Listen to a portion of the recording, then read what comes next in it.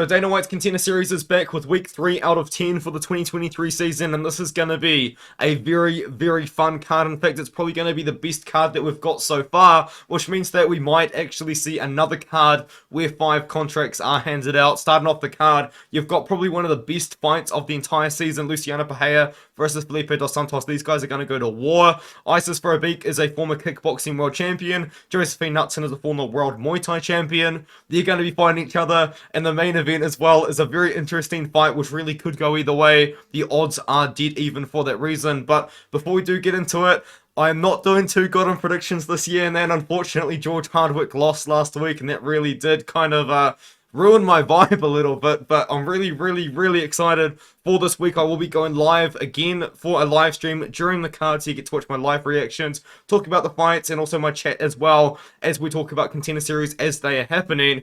And now with that being said, let's get into my predictions for this very stacked Dana White's Contender Series card. Kicking off the card at 125 pounds, it's going to be Luciano Pereira taking on Felipe dos Santos. And as I said in the intro of this video, this fight is going to be insane. I cannot wait for this one here. It's going to be an absolute war between two guys that love to throw down. Starting off with Felipe dos Santos. If you guys know me, you know I'm a massive fan of Felipe dos Santos. I'm a little bit worried though that maybe the UFC might be a little bit too soon for him. He was meant to fight Edgar Chairez, who then signed to fight Tatsuro Taira. And now Luciano Pereira has stepped in on somewhat short notice, not super short notice, but somewhat short notice to take on Felipe dos Santos in this matchup. I was a lot less confident in Felipe dos Santos against Chairez than I am against Luciano Pereira. But for Felipe dos Santos, you see that he trains at a shootbox Diego Lima. You see that he's got a blonde haircut. He also does have the shootbox Diego Lima tattoo on his neck as well, or on the back of his neck, I should say. And that tells you kind of how he fights. He does fight exactly like Charles Oliveira. These guys fight so similar, except the thing about Felipe dos Santos is not a second goes by without Felipe dos Santos throwing a strike when he's on the feet. It is absolutely ridiculous the pace that this guy is able to set at 125 pounds. And not only that, he's actually really big for the weight class. He probably cuts a lot of weight to make 125, but when Felipe dos Santos is on the feet, he is throwing strikes, man. Not a second goes by without Felipe dos Santos throwing something. It is absolutely insane, the amount of volume that this guy puts out. But not only that, he does like to wrestle and grapple a lot, even in fights which he's winning the strike in exchanges, and he is the better striker. He will still wrestle and grapple anyway. Now, normally I wouldn't really like that, because if Felipe dos Santos is ahead on the feet, then I don't really mind the idea of him just continually striking. But in this matchup against Luciano Pereira, I think that those takedowns and grappling from Felipe dos Santos could be a big game changer. Because talking about Luciano Pereira, you might say that he is coming off a loss, but there was a disqualification loss to a fight, which he was probably going to go on to win anyway against Gabriel Zilla. It actually was a rematch, because he beat him by majority decision only a few months prior. But the thing about Luciano Pereira is he's a lot lower volume, but he does hit harder. He is very hard hitting. This guy's got a lot of knockouts at 125 pounds. He does throw a lot less volume than Felipe dos Santos, and he is a lot less technical. That's one thing about those Muay Thai guys from Shootbox Diego Lima, is they do have very good Muay Thai technique. And Felipe dos Santos is going to be the more technical striker. But the problem is with Felipe dos Santos, he does get hit a lot. He's throwing out a lot of volume, but he does get hit a lot. He doesn't move his head too much. He does wrestle and grapple as well if he needs to. But Luciano Pereira really could catch him. He really could throw something down, throw one of his big hooks, throw one of his big shots, and catch Felipe dos Santos. If Luciano Pereira wins this fight, it is definitely by knockout. But I think in this matchup, one of the key things that Felipe dos Santos has against Luciano Pereira is his more well-roundedness. I feel like even then, if the fight is just purely a striking matchup and Felipe dos Santos isn't getting tagged, he's going to be the one winning the minutes, because he's going to be the one throwing more volume, landing more volume. Dos Santos throws like spinning kicks as well. He does all sorts of crazy stuff.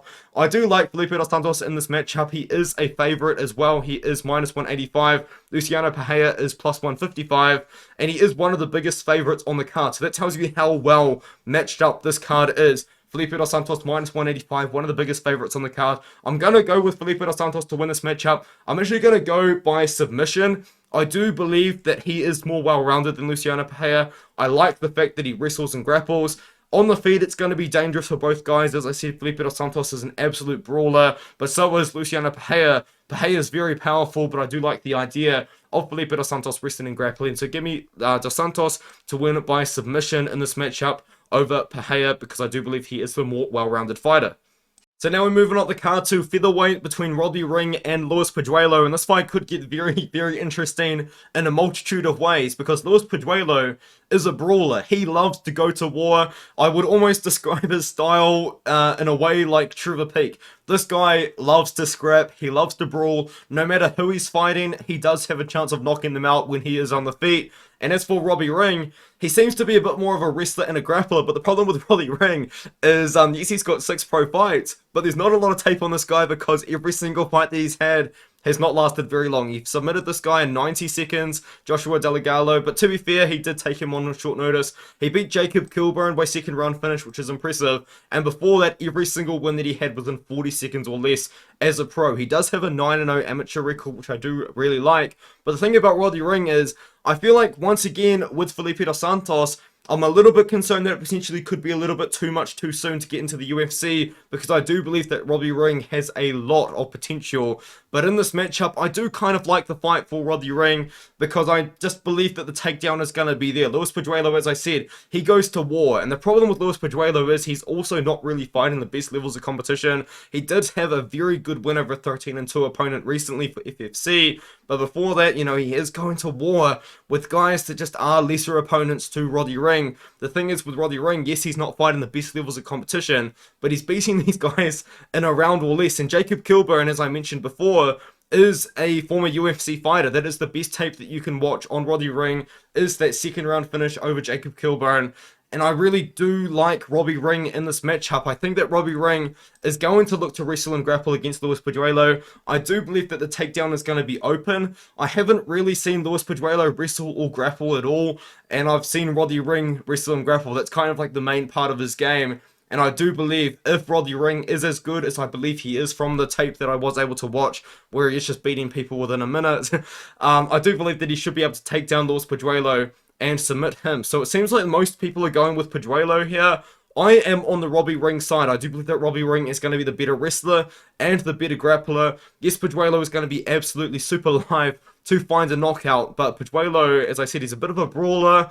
I can see Robbie Ring kind of ducking under something and get a takedown and then working the grappling from there. So give me Robbie Ring to win by submission. He is also a very big favorite. He's minus 185, whereas Luis Pajuelo is plus 155. Underdogs have been winning a lot recently. Maybe Luis Pajuelo could be one of those underdogs that could be worth a shot, because, as I said, he has power, man. He is a brawler. As long as Robbie Ring is on the feet with this guy, it could get interesting, but I do like the idea of Robbie Ring going out there, using his wrestling and grappling, and finding a submission somewhat early into the fight, first or second round, as per with most of his previous fights. So give me Robbie Ring by submission.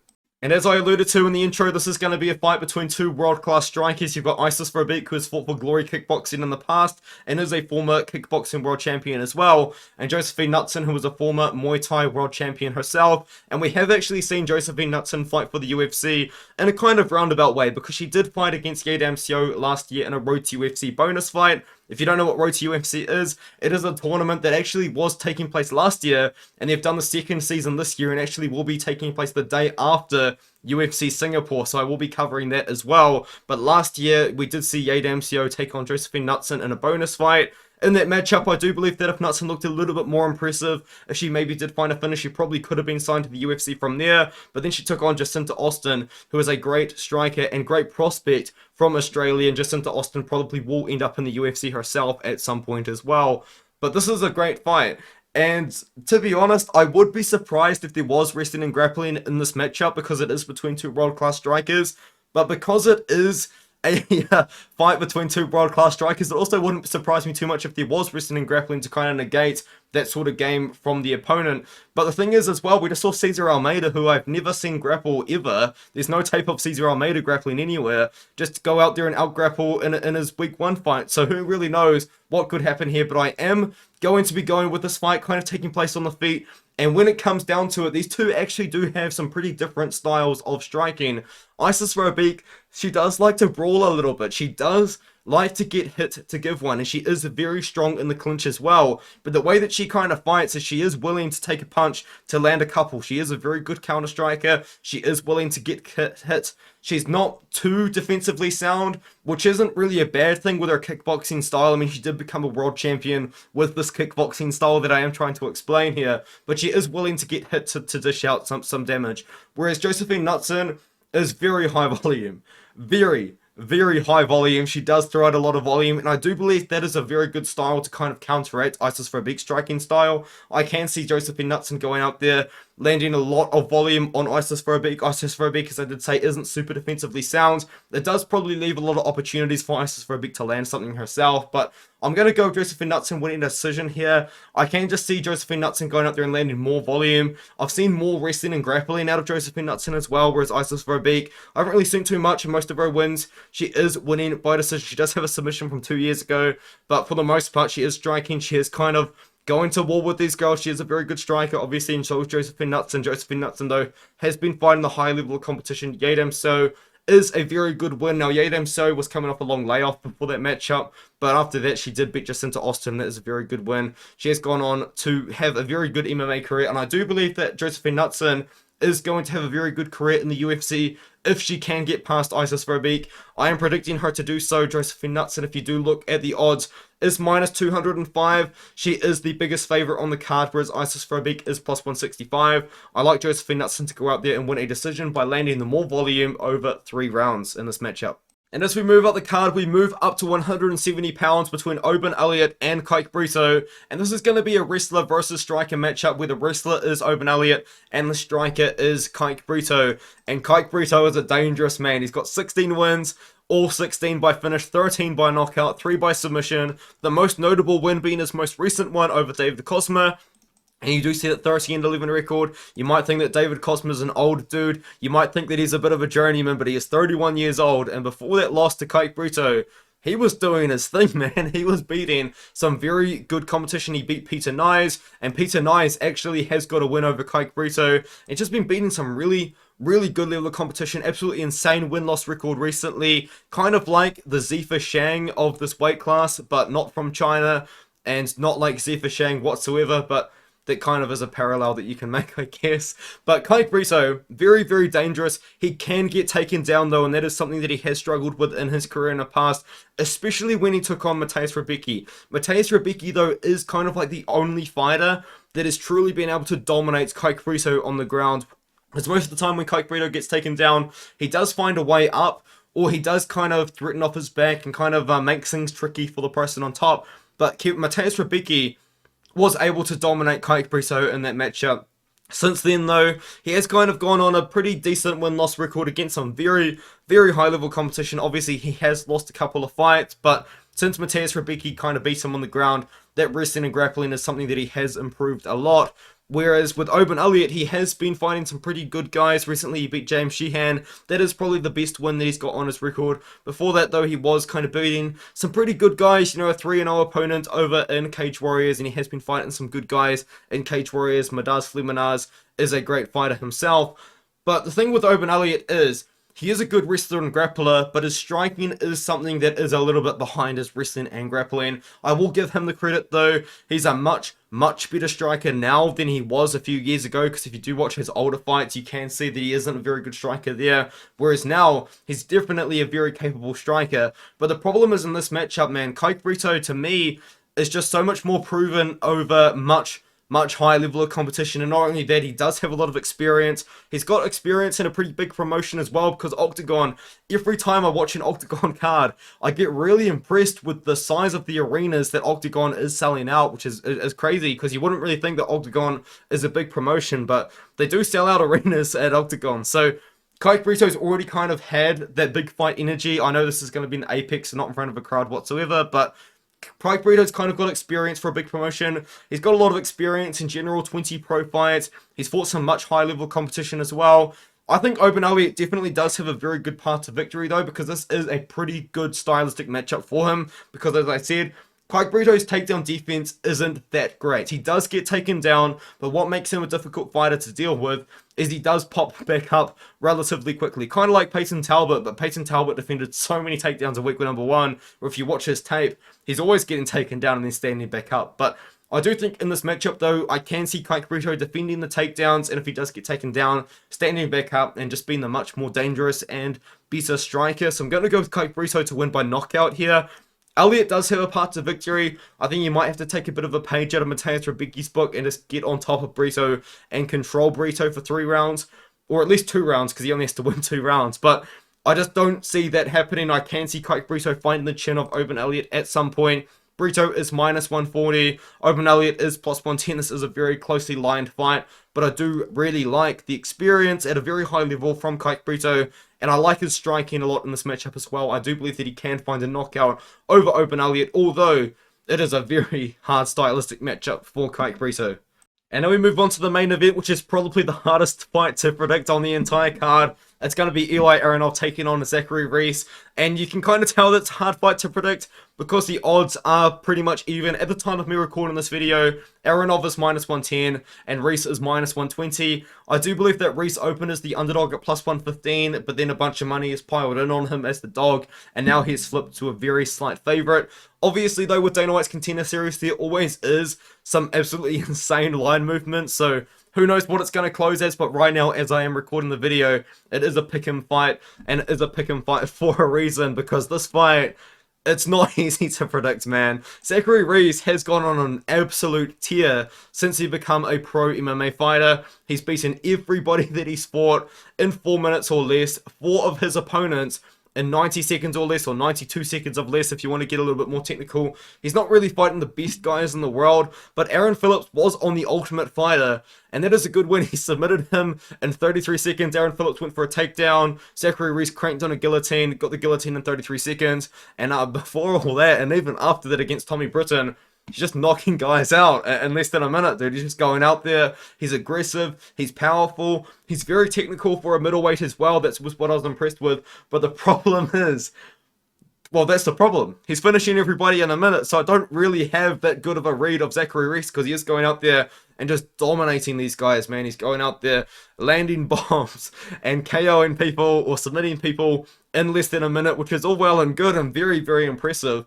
But the problem is, I just don't really know how good he truly is, because that Aaron Phillips win is his best win, but it's not like he went 3 rounds with Aaron Phillips. He lasted 33 seconds with Aaron Phillips and choked him out. So what I can tell you about Zachary Reese is a good striker, a powerful striker, surprisingly technical for a middleweight as well, because middleweight kind of does seem to be that sort of dead zone where there's not a lot of super technical guys. Reese is a technical guy, and you can tell that he's a very, very skilled fighter, whereas for Eli Aronov, though, Eli Aronov might be like the nightmare matchup for Zachary Reese because he's a wrestler. He loves to get on top of people, and he does have a very, very good win over Mariusz Kielczewicz, and that kind of really brought him out of nowhere. Nobody really knew who Eli Aronov was until he took on Mariusz, because Mariusz has fought on Dana White's Contender series twice himself. Sorry, I lied. Once himself against Mario Sosa, and he took on Eli Aronov. Eli Aronov just come out of literally nowhere, because before that he had not fought anybody that great, and dominated Mariusz. He took him down, controlled him, had a very, very good performance, and choked him out with an arm triangle in the very second round. And I think that he could do something similar to Zachary Reese, but the problem is Eli Aronov isn't a very good striker, and he gets hit a lot. His striking defense is pretty bad. His striking in general is pretty bad, and with that being said as well, he's 5'10" for the weight class, where Zachary Reese is 6'3", and he is all of 6'3". He's usually a lot taller, a lot longer than all of his opponents, and he does have the tools to exploit that. I can see Zachary Reese going out there and knocking out Eli Aronov. I really can see that happening. But at the same time, I can see Eli Aronov going out there and taking down Zachary Reese, avoiding that guillotine choke, and then kind of just controlling the fight, maybe even dominating the fight from there. I can't really tell you how good Zachary Reese's game is off his back, because he's never been on his back as a pro. He's finished everybody in the first minute, so it's hard to get a good read on Zachary Reese. And it's also kind of hard to get a good read on Eli Aronov, because you can go back and watch a lot of his older fights, but it's a big layoff between those two fights. And he does look a lot better in that fight than he does in the past. And those fights in the past aren't really over the best competition either. But I do believe I do believe that Eli Aronov can get the takedown over Zachary Reese, and I am going to pick Eli Aronov to win this fight, but there are so many unknowns with Zachary Reese. This guy could be the best fighter that we've ever seen, and that's why he's finishing everybody in the first minute. We don't know if he's got a good gas tank. Eli Aronov, I know, doesn't have the best gas tank in the world. He does slow down. I'm going to go with Eli Aronov, but this is a fight with so many unknowns that a lot could happen, but I'm going to go with Eli Aronov to win this fight. Probably by a late finish, potentially. Just using his wrestling, kind of controlling the fight. Maybe it does go the distance. If Reese wins, it's going to be by knockout for sure, because Eli Aronov isn't the best striker in the world. I'm going to go with Eli Aronov. It's just one of those fights, man. Zachary Reese absolutely could knock him out in the first round. But I'm going to go with Eli Aronov. So to recap this card, it's going to be great. I've got Felipe Santos, I've got Robbie Ring, I've got Josefine Knutsson, I've got Kaik Brito, and I've got Eli Aronov. I've got all favourites except for one underdog in the main event. I've picked a lot of underdogs in the past and it's kind of burned me. Hopefully, going with all the favourites, we're going to look pretty good. But the thing is, though, I don't actually make my picks based on the odds at all. I actually make my predictions before the odds even drop, because the odds don't drop for me until a Saturday, and I do my research on Wednesday and Thursday night. So I don't make my picks based on odds whatsoever. I haven't ended up picking like a massive underdog like I did last year, but it probably will happen at some point. But in this fight card, I'm going with 4 favorites and 1 underdog. And hopefully it pays off, because my picks haven't been that great in the past. But thank you guys so much for watching. Hopefully I can turn it around this week, and I will be live on my YouTube channel to do a fight companion. I love this card. I love Felipe dos Santos. I really like the idea of Robbie Ring versus Pajuelo, Verbeek versus... I mean, this whole card is stacked. I cannot wait for it. Let me know what you think in the comments below.